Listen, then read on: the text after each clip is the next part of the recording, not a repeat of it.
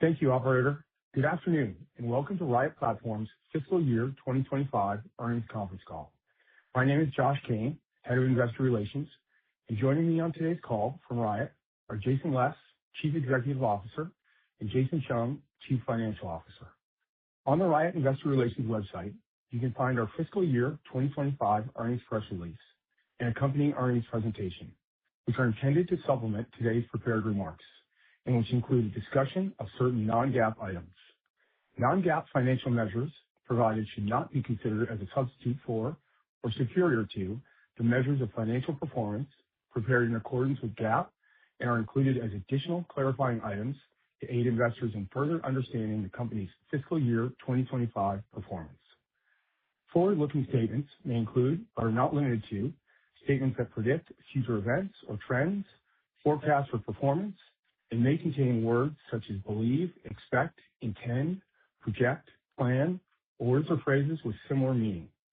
Actual results could materially differ due to factors discussed in today's earnings press release, in comments and responses made during today's call, and in the Risk Factors section of our Form 10-K for the year ended December 31st, 2025, which will be filed later today, as well as other filings with the Securities and Exchange Commission. With that, I will turn the call over to Jason Les, CEO of Riot Platforms. Thank you, Josh. 2025 was a transformational year for Riot Platforms. It was the year we fundamentally repositioned this company to be at the forefront of the data center industry. Today, I am exceptionally proud to share the significant milestones we have achieved and outline the path forward as we continue executing on our strategy to maximize the value of our power portfolio for shareholders. Riot has evolved from a Bitcoin mining company with data center potential into a proven data center developer with a track record of rapid execution.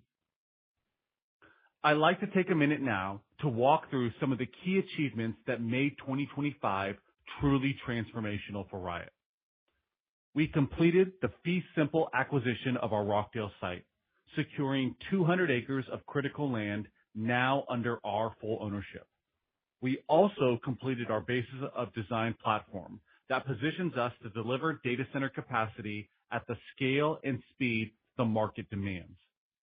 We built substantial internal expertise by recruiting veteran data center talent across every critical function. Our team now includes leadership across product development, construction, engineering, sales, and marketing, with collective experience completing over 200 data center projects totaling nearly 4.8 gigawatts of design and construction experience. This depth of experience is critical. It's what enabled us to give prospective tenants confidence in our ability to deliver mission-critical infrastructure on aggressive timelines.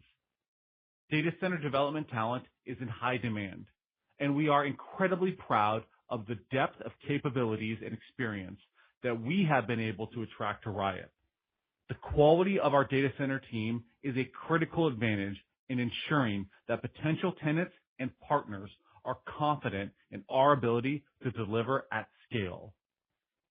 We have also significantly expanded our land portfolio to support full utilization of our approved power capacity. We acquired 3 additional parcels adjacent to and near our original Corsicana site, bringing our total land footprint at Corsicana to approximately 900 acres. This acquisition simplifies and expedites the planned development of our full 1 gigawatt of approved power capacity at Corsicana, all on Riot-owned land in a connected campus layout. In the fourth quarter of 2025, we closed on the previously leased 200-acre Rockdale site for total consideration of $96 million, funded entirely through the sale of approximately 1,080 Bitcoin from our balance sheet. This purchase was a strategic imperative. Converting our interest from a ground lease to full ownership unlocked our ability to develop data centers at Rockdale and eliminated approximately $130 million in future rental payments that would have been due over the remaining lease term and extension options. And finally, we completed our standard basis of design, which was a critical step in engaging potential tenants on both technical and commercial discussions. Together, these achievements have positioned Riot for substantial data center development in 2026 and beyond. On the leasing front, we announced our first lease with AMD in January of 2026, demonstrating Riot's capabilities as a credible developer and operator. When a company of AMD's caliber chooses Riot for mission-critical infrastructure, it sends a clear signal to the market about the strength of our capabilities and our team. Our focus for 2026 is clear. 1, the delivery of the full 25 megawatts of compute for our AMD lease. 2, executing on additional leases at both Corsicana and Rockdale, beginning with the development of our first core and shell at Corsicana. And 3, secure attractive, low-cost financing that reflects the quality of our tenants and sites. We now have active discussions ongoing with multiple high-quality tenants who have expressed strong interest at both our Corsicana and Rockdale sites. The absolute certainty to large-scale power our sites offer is incredibly rare in today's market and has led to numerous interested parties actively engaging. Our sales strategy accommodates leasing outcomes that result in either single-tenant or multi-tenant campuses at both locations, maximizing our flexibility. On the development front, our execution is already speaking for itself. We delivered the initial phase of power capacity to AMD on time and on budget, and we are already generating revenue. In an industry where delays are common, delivering on time to a world-class tenant is a powerful validation of our execution capabilities. Core and shell development is underway and progressing at Corsicana. Our Corsicana substation expansion remains on schedule, with total power capacity reaching 1 gigawatt over the next 12 months. On capital management, Riot is maintaining a disciplined framework to efficiently fund our data center business. We are activating our strong balance sheet to fund upfront development costs without relying on dilutive equity financing. We will efficiently access project finance and debt capital markets to deliver on high credit quality leases. Upon stabilization of our assets, we plan to refinance with permanent debt to recycle capital into higher return projects, creating a compounding flywheel of development.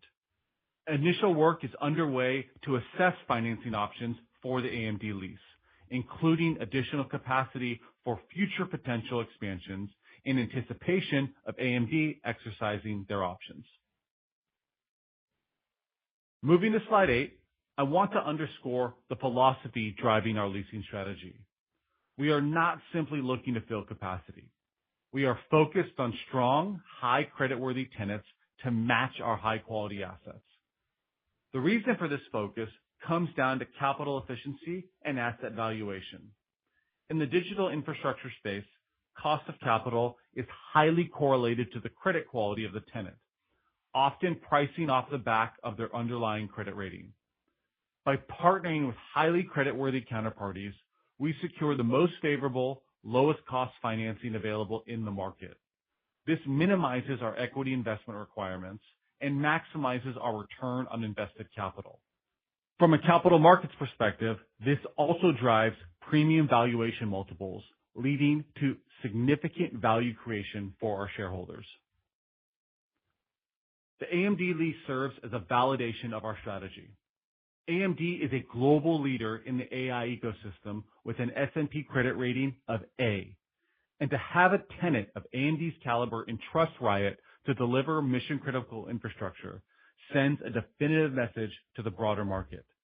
This message is that our team, our sites, and our execution strategy are operating at the highest possible level, and this paves the way for ongoing discussions with other high-quality partners. Now, I'd like to pause and highlight the importance of the achievement that Riot has made. We have successfully commenced phase 1 of the AMD lease on schedule in January and remain on track to deliver phase 2 as planned in May. This execution validates the capabilities of our data center team and demonstrates our ability to meet the demanding timelines of premier technology tenants. The speed of our execution was remarkable. We announced the lease in January and delivered the first phase of capacity within the same month, which is something that traditional greenfield developers simply cannot match. We are delivering capacity in 2 phases to de-risk execution. The first 5 megawatt phase was delivered and commenced rent in January of 2026. The remaining 20 megawatts will follow in May 2026, bringing the total initial deployment to 25 megawatts of critical IT load. The capital required for this initial deployment is approximately $90 million, which translates to roughly $3.6 million per critical IT megawatt, significantly below what traditional new build projects typically require. The expansion potential is significant. AMD holds an option to expand by an additional 75 megawatts of critical IT load, which can be accommodated within the remainder of Building G and Building F using the same capital-efficient retrofit model. Beyond that, AMD holds a right of first refusal on an additional 100 megawatts of capacity. If AMD were to fully exercise both the expansion option and the ROFR, their total footprint at Rockdale would reach 200 megawatts of critical IT load. This slide reviews the key terms of our previously announced deal. With this lease, we have entered into a 10-year agreement to provide customized data center space at our now fully owned Rockdale site. The lease includes 3 5-year extension options, creating the potential for a 25-year partnership. From a financial perspective, the total contract value for this initial 25 megawatt deployment over the 10-year base term is $311 million. We expect this to generate average annual net operating income of approximately $25 million, representing highly visible contracted cash flows with an investment-grade counterparty. Our power-first strategy underpins everything we do at Riot. The majority of Riot's operating power capacity is currently monetized through Bitcoin mining, which generates strong cash flows to support our operations and development activities. Going forward, we will continue to convert power capacity and pursue data center leases that maximize value for our shareholders. The AMD lease demonstrates this strategy in action. We leveraged existing infrastructure to deliver at speed and at scale, translating into highly profitable and predictable long-term contracted cash flows with an investment-grade counterparty. The economic comparison is compelling. The AMD lease generates 2.5 times more gross profit per megawatt than Bitcoin mining. This economic framework will guide our capital allocation decisions going forward. Where we can generate higher risk-adjusted returns through data center leasing with creditworthy counterparties, we will prioritize data center development. Where Bitcoin mining remains the highest and best use of our power, we will continue mining while remaining flexible to convert that capacity to data center use.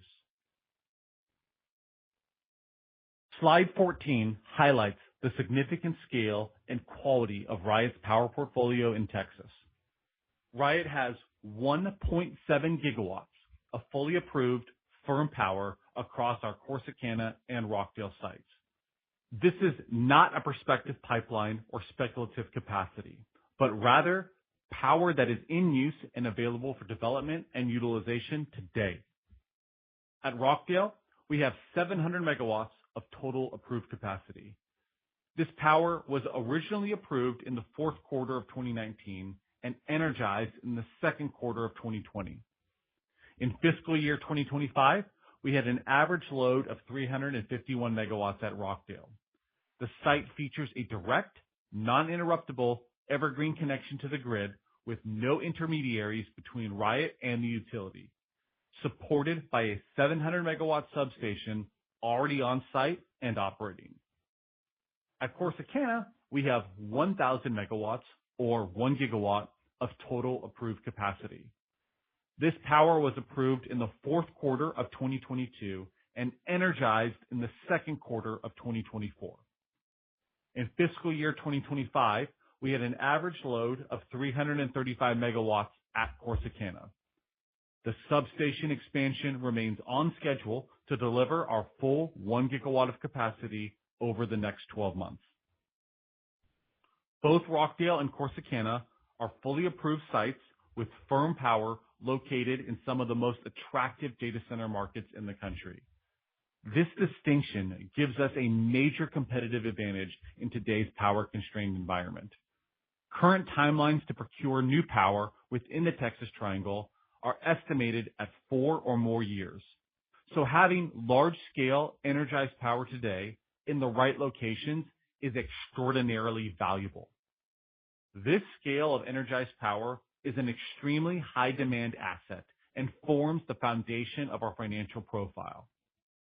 I will now turn the call over to Jason Chung to present our fiscal year 2025 financial update. Thank you, Jason. For fiscal year 2025, I am excited to present Riot's financial results, which demonstrate both the strength of our operating model and the significant progress we have made in positioning the company for long-term value creation. For the full year, Riot reported total revenue of $647 million, representing a 72% increase year over year. This substantial growth was driven primarily by strong performance in our Bitcoin mining business, which contributed $576 million, or 89% of total revenue, and supported by our engineering and other revenues, which contributed an additional $71 million, or approximately 11% of total revenue. Our Bitcoin mining business achieved its highest annual revenue and gross profit on record, with fiscal year 2025 revenue of $576.3 million and gross profit of $294 million when including power curtailment credits. This performance reflects the scale and ongoing efficiency improvements in our operations, including our industry-leading power strategy. Net loss for the year was $663 million, or $1.95 per diluted share. Now, it's important for investors to understand the components behind this result. This net loss reflects several significant non-cash charges and mark-to-market pricing adjustments on Bitcoin held on our balance sheet, including depreciation and amortization expense of $346.8 million, stock-based compensation expense of $125.7 million, a $158.1 million loss on contract settlement with Rhodium, and unrealized mark-to-market adjustments on our Bitcoin holdings of $115.9 million as required by FASB accounting standards. Non-GAAP adjusted EBITDA for the year was $13 million when adjusted for non-cash and unusual items. Non-GAAP adjusted EBITDA eliminates the effects of certain non-cash and non-recurring items that do not reflect our ongoing strategic business operations and provides investors with a clearer view of our underlying operational performance. Our net cost of power for 2025 was 3.7 cents per kilowatt hour, representing one of the lowest power costs in our industry. Our power strategy generated power curtailment credits totaling $56.7 million for the full year, equivalent to nearly $10,000 per Bitcoin mined. This power strategy remains a critical competitive advantage for Riot. Turning to our Bitcoin mining operational metrics, we produced 5,686 Bitcoin during 2025, equivalent to production of 15.3 Bitcoin per day on average. This represents an 18% increase compared to the 4,828 Bitcoin we produced in fiscal year 2024. We ended the year with 18,005 Bitcoin on our balance sheet, with a year-end value of $1.6 billion based on the closing price of $87,498 per Bitcoin on December 31st, 2025. Our hash rate deployed reached 38.5 exahash by year end, accounting for approximately 3.5% of the global network hash rate. This represents a 22% increase from the 31.5 exahash we ended fiscal year 2024 with, approximately matching the pace of global network hash rate growth and maintaining our significant share of the overall network. Our cost to mine per Bitcoin was $49,645 for 2025. While this increased from $32,216 in 2024, it's important to contextualize this in the broader industry environment. The average global network hash rate increased 47% year over year, from 630 exahash to 923 exahash. Despite the significant increase in network difficulty, our vertical integration and power strategy continue to drive industry-leading cost efficiency relative to our peers. Hash rate utilization averaged 87% for the year, a significant improvement from 70% utilization in 2024. This improvement reflects the operational excellence initiatives our teams have implemented across our facilities. Our engineering business continues to demonstrate significant strategic value for Riot and represents a key component of our vertical integration strategy. Engineering backlog reached a record $224.6 million at the end of 2025, up dramatically from $55.9 million at the end of 2024, representing a 302% increase over the course of the year. The data center sector represents 90% of our current backlog, reflecting both the strength of industry demand and the positioning of our engineering business to capture it. ESS Metron manufactures low and medium voltage switchgear and power distribution centers. These are components that are essential for data center development and power distribution. As industry analysts have noted, transformer and switchgear lead times have quietly become one of the defining constraints in modern data center development. These are the hidden bottlenecks shaping 2026 project schedules industry-wide. Our engineering business creates significant operational advantages for Riot. By vertically integrating the manufacturing of these critical components, we reduce procurement risk, improve speed to market, and maintain control over equipment that is in short supply across the industry. Additionally, our servicing and maintenance expertise improves startup and commissioning processes, enhances uptime, and extends the life cycle of our equipment. This work generates significant CapEx savings across Riot Platforms' development activities. Since our acquisition of ESS Metron in December 2021, Riot has already realized $23.2 million in cumulative CapEx savings on equipment purchases alone, and we expect these synergies to continue to scale as we expand the scope of our data center development further. With that, I will now turn the call back over to Jason Les to discuss how all this translates to Riot's valuation re-rating opportunity and our path forward. Thank you, Jason. Slide 19 presents enterprise value per megawatt multiples across selected peers in our sector, which we view as a useful lens for how the market values power portfolios today. Riot currently trades at approximately $2.2 million per 2027 available megawatt. This represents a significant discount compared to peers with signed data center leases, despite us having one of the largest, fully approved, and readily available power portfolios in the industry. We do not just view this as a discount. We view this as a clear roadmap for shareholder value creation. The signing of our AMD lease is the first milestone towards a re-rating of the underlying value of our power portfolio from a data center perspective. As we continue executing our data center strategy and converting additional megawatts into contracted data center leases with creditworthy tenants, we anticipate the market will increasingly re-rate the value of our assets, leading to multiple expansion on our valuation.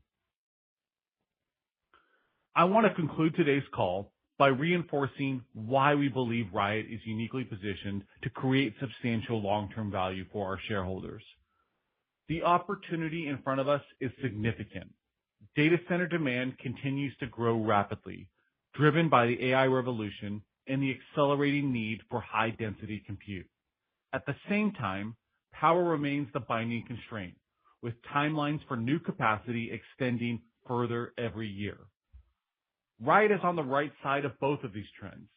We control one of the most compelling, fully approved power portfolios in North America, located in exactly the right markets and available for development today.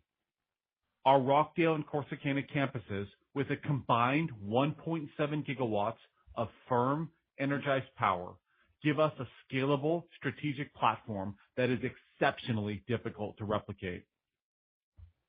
As we execute our strategy, we are aiming to systematically convert that power into long-term contracted data center cash flows with creditworthy tenants. The AMD lease is an important proof point of this approach. It validates our team, our sites, and our development model, and it is the first step in building a diversified portfolio of high-quality leases that can support potential portfolio NOI in the range of $1.6 to $2.1 billion upon full build-out. Our focus from here is clear. Continue to execute with discipline, deepen and expand our tenant relationships, secure attractive long-term project financing, and recycle capital into the next wave of development. As we demonstrate repeatable execution of this model, we expect the market to increasingly recognize the quality and scale of our platform and to re-rate Riot's valuation to better reflect the strength of our underlying assets and contracted cash flows. We are in the early innings of transforming Riot into one of the most meaningful digital infrastructure platforms in the industry. On behalf of our entire management team, I want to thank our shareholders, our partners, and our employees for their continued support as we execute against this opportunity. Before we open the line for questions, I would like to take a moment to recognize an important leadership transition at Riot. First, I want to sincerely thank Colin Yee for his leadership and service as our Chief Financial Officer since 2022. Colin has played a vital role in strengthening Riot's financial foundation, building out our internal reporting infrastructure, and guiding the company through several key phases of growth. We are grateful that Colin will continue to support Riot as a senior advisor, and we look forward to benefiting from his counsel as we execute on our long-term strategy. At the same time, I am very pleased to officially welcome Jason Chung as Riot's new Chief Financial Officer.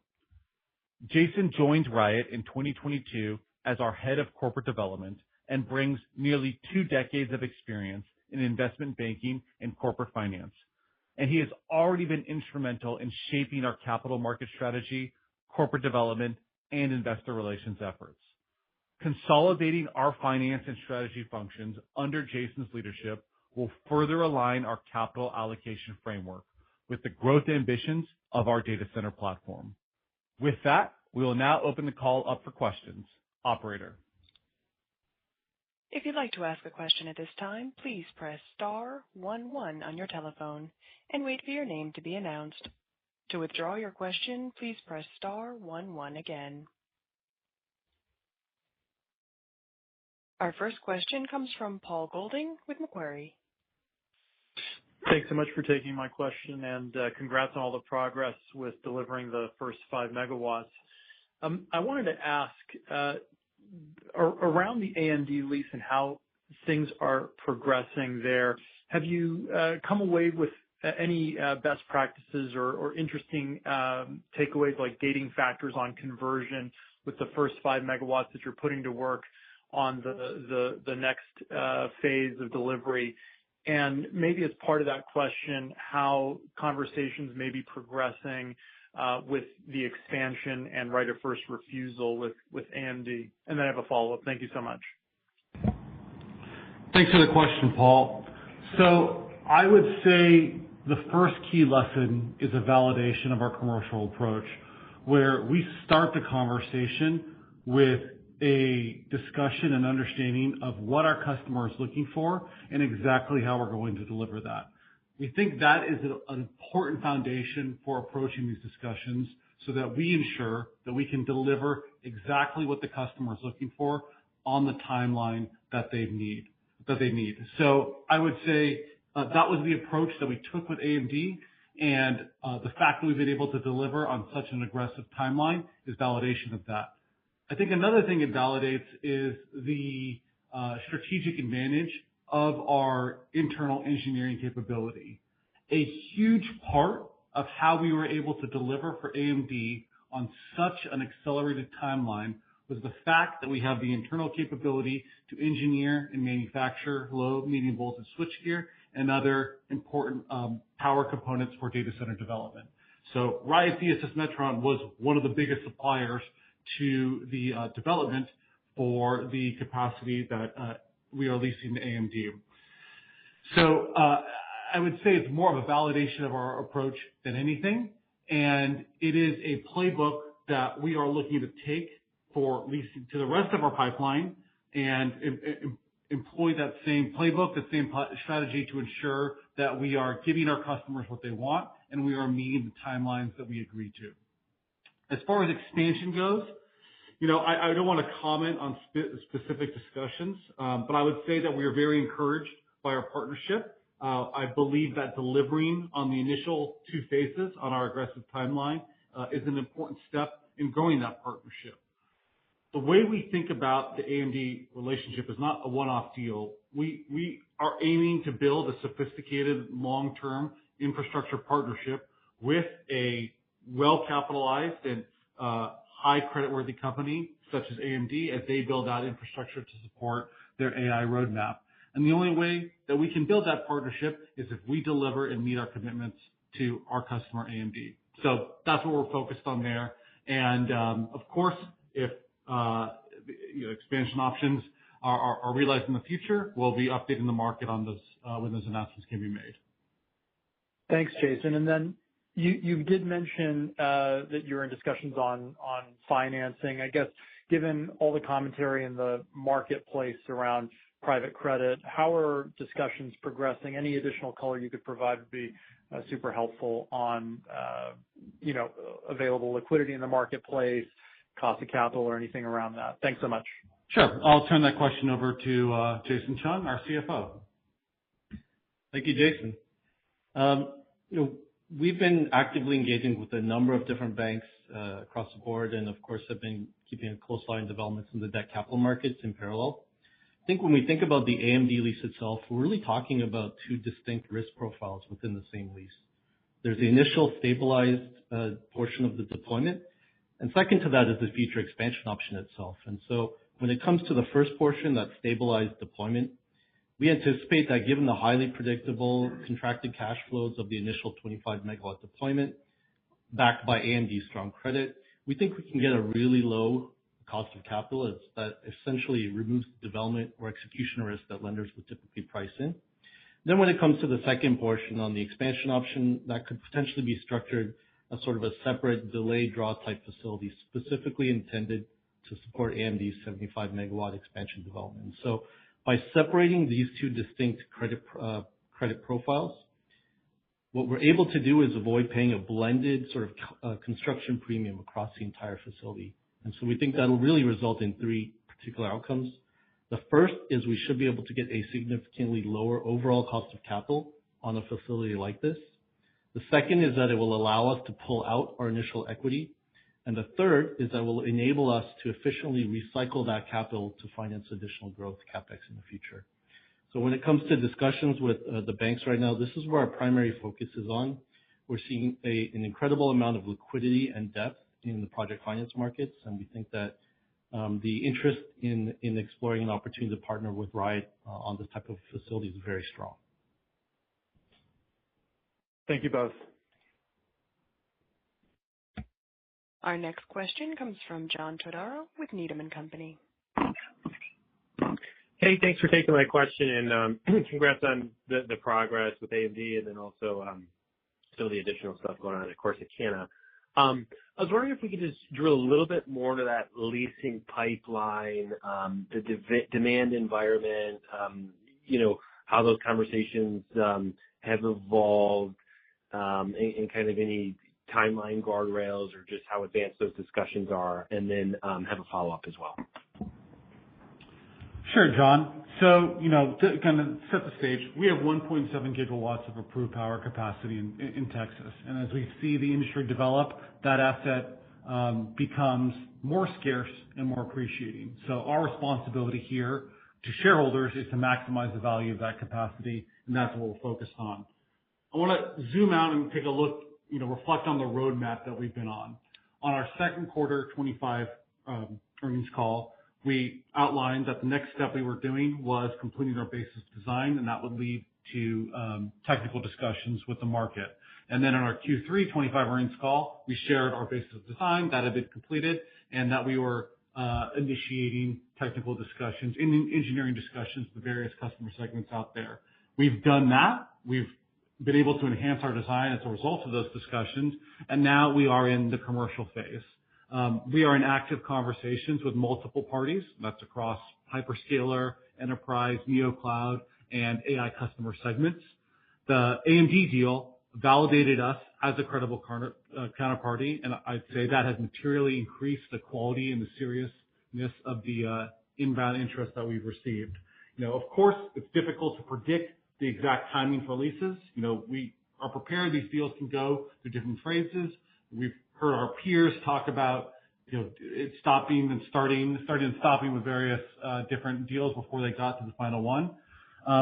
But we are absolutely targeting additional announcements in 2026. We believe we are incredibly well positioned to execute on that, and we will disclose more details when we are in a position to do so.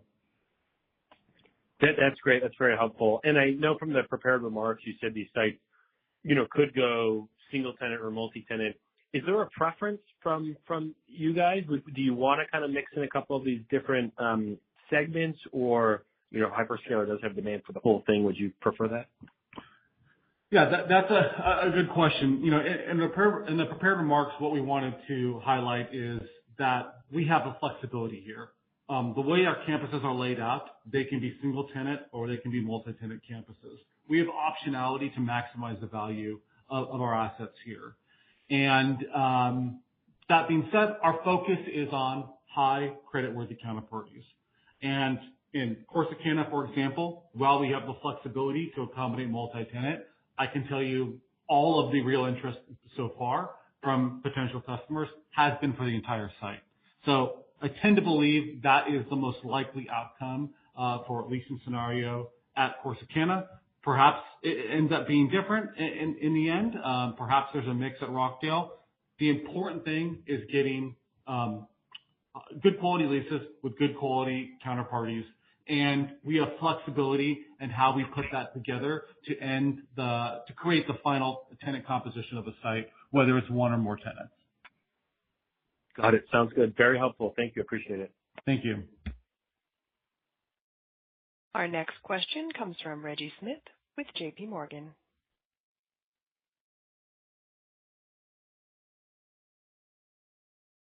Reggie, your line may be on mute.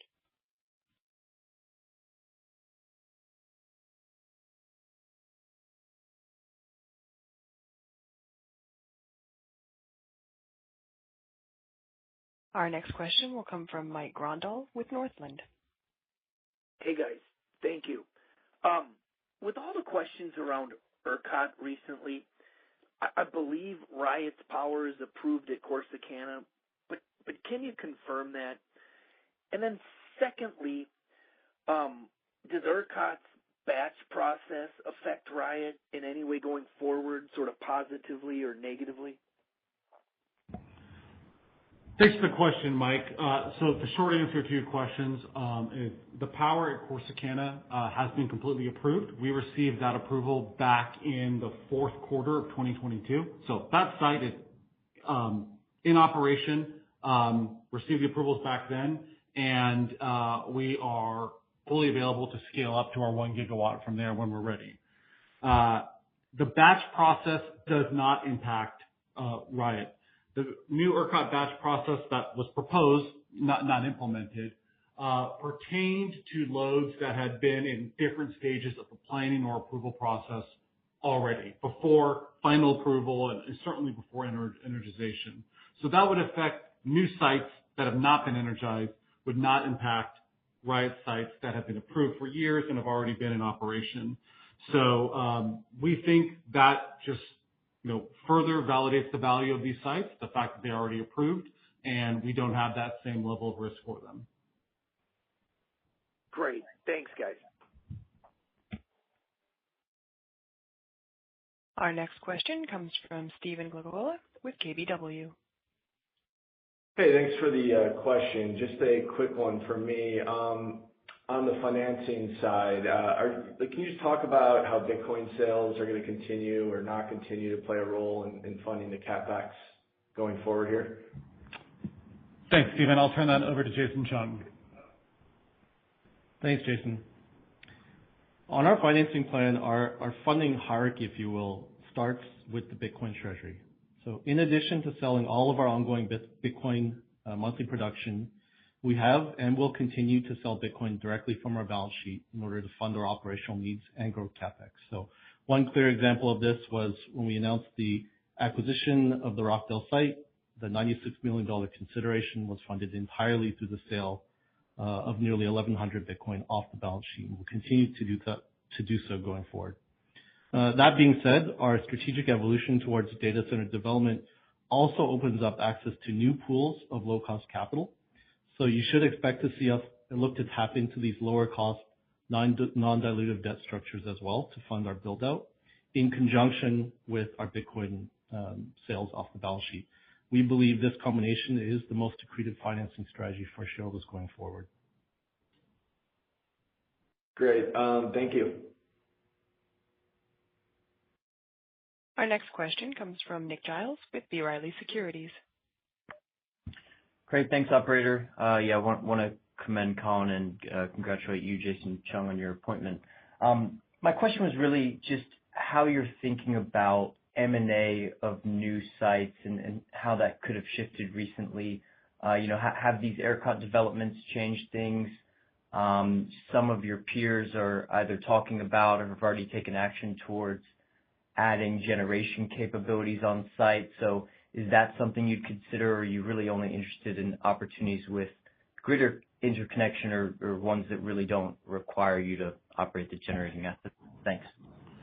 Yeah, Nick. So thanks for the question. As far as developing pipeline goes, there's a question earlier about the ERCOT batch process. Besides that, we've seen it becoming increasingly difficult for new grid interconnections to be approved. So that's to be a double-edged sword in our case. On one hand, that makes it harder to get new grid interconnections approved. On the other hand, it makes our massive existing portfolio already that more valuable. And so when we think about our pipeline, the first thing that we're mindful of is we have a massive pipeline in front of us. We have nearly 2 gigawatts, 1.7 gigawatts just between Rockdale and Corsicana, 2 mega flagship sites that we're able to act on. That is an enormous value creation opportunity for Riot in and of itself. That being said, we are thinking for the long term. We're not just trying to monetize 2 sites here. We are building a durable platform, a durable data center business, and we want to have a repeatable process for future sites. Repeat the process like we've demonstrated with AMD. We have been evaluating an enormous amount of opportunities. You can imagine there's lots out there. It goes through a very intensive process within our organization, and we filter down to a few, and we are now involved in several active processes to acquire potential new developments. But I think you raise a really good point on generation. I think the environment that we're in, where it's difficult to procure additional power capacity, means that you need to be more creative in how you are solving that problem. It can't just be relying on grid power. The future of this industry is clearly bringing your own power. That is an area where I think Riot has a tremendous advantage. A lot of our engineering team and operations team come from a generation background. So I can tell you this is something we are looking at very closely and taking very seriously and using all of the resources at our disposal to help build that durable pipeline for us to continue replicating our success on. Great. Hey, Jason, appreciate that perspective. My second question was, you've proven your ability to generate revenue very quickly through the AMD contract. That being said, there's still a really high degree of urgency in the market around other megawatts. So my question is really, are there ways that you could accelerate the ultimate energization of data center megawatts at either asset? And, we kind of have the 112 megawatt target at Corsicana, but, can you give us a sense for maybe how many kind of energized data center megawatts could be brought online by 27? Thanks. Yeah, Nick, and the very reason that we initiated on that core and shell development without a lease in hand was to ensure that we could deliver capacity starting in 2027 and be very competitive with our offering there. Those first two buildings, that is just the beginning. We are obviously in a commercial process, and we are out there marketing and attempting to lease the entire site, and ultimately we'll have a build strategy reflective of what our customer requirements are. But we have these processes underway. To further enhance our ability to deliver timely, we have begun procuring long lead equipment. In fact, we procured most of the more supply-constrained long lead equipment that you would need for those first two buildings. So when we are having commercial discussions, it's not about 112 megawatts. It's about how we are delivering the full capacity, the 1 gigawatt of utility load available at that site, and those are just the initial parts of that deployment. But we are ensuring we can be very competitive with a delivery timeline. Great. Well, I appreciate all the detail, and keep up the good work. Our next question comes from Reggie Smith with J.P. Morgan. Thanks for taking the question. My first question is kind of a follow-up to the last point you made, Jason. Obviously, you guys have a massive site. It's right outside of Dallas. And your peers have talked about, I guess, contract terms and discussions seem to be getting better, where operators are getting better and better economics. The question for you is, thinking about that site, and something I've been telling investors for a while now, I kind of want to verify, your proximity to Dallas. Like, is there a premium, or can you extract or get a premium for that proximity? How do you think about valuing that element of it, and even the size of the site? There aren't many, gigawatt sites for sale or for lease, rather, out there. So how do you think about those features of your property and how you can price for that? Obviously, you're dealing with top-tier tenants, and there's some negotiation and back and forth there. But anything you can share about, like, how you guys think about that and how it should show up in any deal that you may sign? Yeah, Reggie, thank you for the question. So the attributes of the site, the sites, the sizes, the proximity to Tier 1 markets, Corsicana in particular, it is not as much as an impact on deal economics. Well, I think there's some impact there. The bigger point is the impact it has on the types of tenants that we're able to attract there. The types of tenants that we want to enter into leases with, the types that we can get strong financing and the best valuation multiples off of, they are the tenants that are more selective on location, and they're looking to be placed closer to the Tier 1 markets. That, I think, is the biggest factor there, is it's widened the doors of the conversations that we're able to have to the best names out there. Got it. That makes sense. And then if I could get one quick follow-up, thinking about, kind of milestones, both on the development side and even like contract discussions. Like, what are some of the key things that maybe internally you guys are looking for on the contract side that lets you know that, hey, this is progressing? Like, what, maybe educate us on, like, how those discussions progress and play out. And then again, on the development side, like, what should we be looking for over the next couple of quarters to let us know that, hey, this site's being developed on time, et cetera. So anything you can share there would be fantastic. Thank you. Yeah. So I think what's an important indicator of the seriousness of discussions is how much they end up going to a technical or product discussion and how quickly they do. I think that is a strong indicator of how serious the counterparty is with moving forward. That's why we've taken the approach that we have. We wanted to ensure that we had a technically sound offering, a product that's hyperscaler and high creditworthy investment grade tenants were looking for. So the level of technical interest, the level of details that we're getting into, for us is a signal of the seriousness of what's going on. But we are very focused on leasing these sites with the right agreements as quickly as we can. So we've been cautious to keep our optionality open. We're engaging obviously with multiple counterparties at once to ensure that we can move along in a timely fashion and deliver a high quality outcome for shareholders as quickly as we can. Got it. Thank you. Our last question comes from the line of Greg Lewis with BTIG. Hey, thank you, and good afternoon, and thanks for squeezing me in here. I guess, Jason, you mentioned it a few times on the call about the benefits of ESS Metron and that acquisition. I guess I'd be curious. It's clearly good to have that inside the portfolio, but as we try to think about the benefits of ESS Metron, is that more of a speed to market, or could we actually also see it potentially make projects more economically compelling, i.e. lower upfront costs maybe than some of your competitors? That's a good question, Greg. For us, the main benefit has been strategic and supply chain visibility. I touched on it on the earlier question from Paul about delivering from AMD. The only way that we were able to do that, to deliver on that timeline that AMD needed, was having this internal engineering and manufacturing capability where we could develop a customized solution and prioritize that over all other work out there. No other third-party OEM would be able to do that for Riot or would want to do that for Riot. So it has really changed the way in what we're able to offer solutions for customers. And I'll tell you, from the recruiting standpoint, building a high-quality team here is obviously very important for delivery and execution on the data center strategy.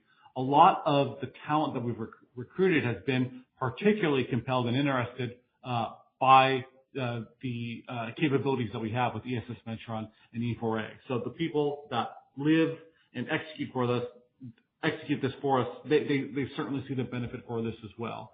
So supply chain strategic, but there is a cost savings there as well. On one of our slides showed that since we've acquired ESS Metron, we've saved approximately $23 million on CapEx since that acquisition. We did that acquisition 4 years ago for approximately $52 million in consideration, and we've nearly recouped half of that already just in CapEx savings. And those savings have only been realized on relatively smaller scale Bitcoin mining developments, and now this AMD development as well. When you talk about the broader development in front of us, building out 1 gigawatt of utility capacity at Corsicana, and then eventually all 700 megawatts of capacity at Rockdale, that's substantially more business than we've done with ESS Metron in the past. So presumably the CapEx savings would even be more considerable over the term of that larger and longer term project. Okay, super helpful. Thank you guys very much. Have a nice night. Thanks, Greg. That concludes today's question and answer session. I'd like to turn the call back to Jason Les for closing remarks.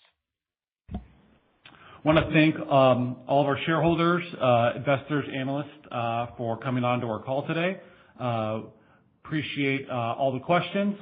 Materials available on our website. Our IR team is available for any follow-up questions. We look forward to continue executing on the incredible opportunity in front of us, and we will speak with you again next quarter.